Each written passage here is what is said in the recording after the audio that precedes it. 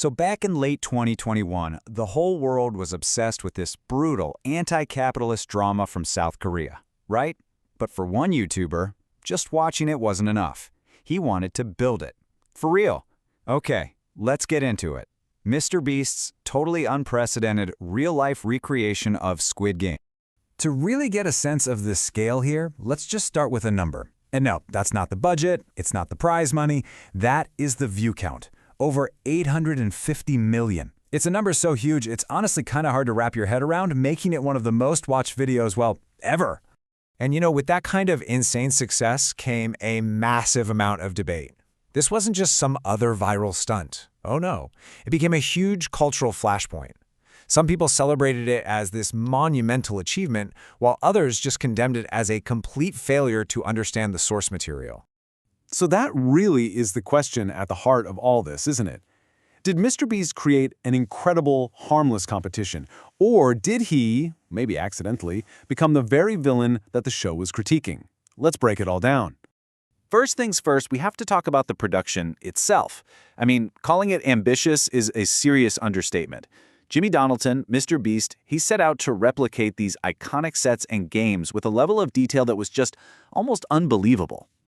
Now, here's where it gets really wild. The entire project cost $3.5 million. But get this, when you break it down per minute of screen time, Mr. Beast's video actually cost nearly 3 times more to produce than the original award-winning Netflix series.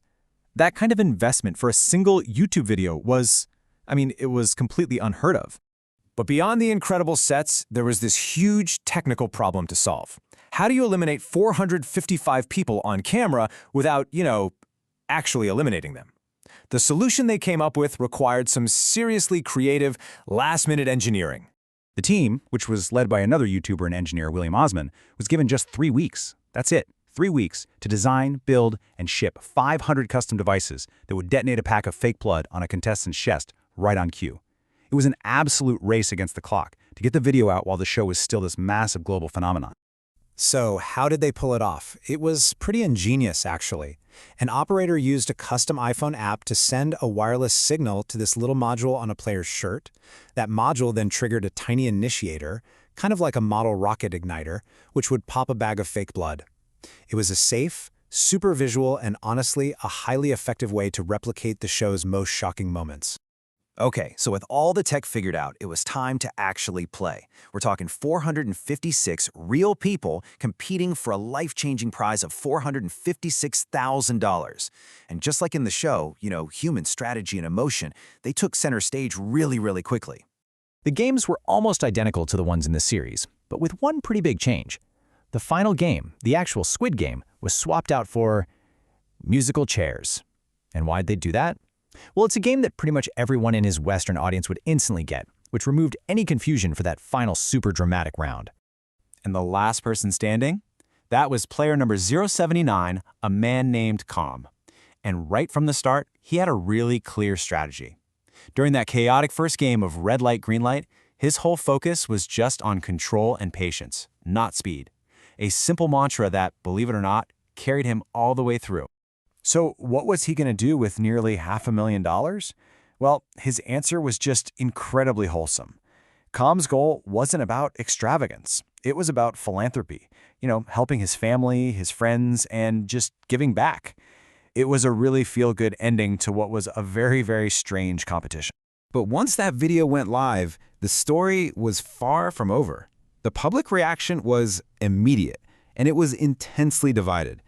People pretty much split into 2 main camps right away. Now, you might be surprised by this, but the highest praise actually came from the one person who mattered most, Hwang Dong-hyuk, the creator of the original series. He didn't see it as an insult at all. He saw it as free promotion that he totally endorsed. That gave the project this huge stamp of legitimacy. But the criticism was just as loud, if not louder. A lot of journalists, like Gita Jackson over at Vice, argued that Mr. Beast had missed the entire point of the show. They called the video a perverse spectacle that basically turned Mr. Beast into the very VIPs the show was condemning, just watching people compete for cash as pure entertainment. And this, right here, became the heart of the whole controversy online. They saw it everywhere. Reddit threads, social media, they just exploded with this exact debate. Was it just a fun game show on a massive scale? Or was recreating a story about the horrors of capitalism for views and ad money maybe a little deeply ironic and maybe a bit troubling? But to really truly understand this video, I think we need to look beyond the controversy and focus on the system that actually rewards this kind of content. Because when you do that, it reveals this hidden game being played, not by the contestants, but by the creators themselves. There's this concept in game theory called the Stackelberg game. Basically, it describes a situation where a leader sets the rules and then a follower has to figure out the best way to win inside those rules. Well, on social media, the platform's algorithm is the leader. It decides what gets rewarded, and the creators, they're the followers, tweaking their content to win. Academic models of this whole thing basically show two main strategies for creators. You have beefing, creating online drama. It gets a ton of clicks, but people don't watch for very long, and it's super risky for sponsors. Then you have collaboration. This creates fewer crazy spikes, but it gets really high watch time and is very, very sponsor-friendly. So here's the key takeaway. Mr. Beast's success isn't an accident. His entire strategy, including the Squid Game video, is a perfect example of that collaboration model. He makes these massive, low-drama spectacles that are super shareable and keep you watching for a long, long time. He's not just playing the game, he's playing the algorithm's game better than almost anybody else on the planet. Which kind of leaves us with one last question, right?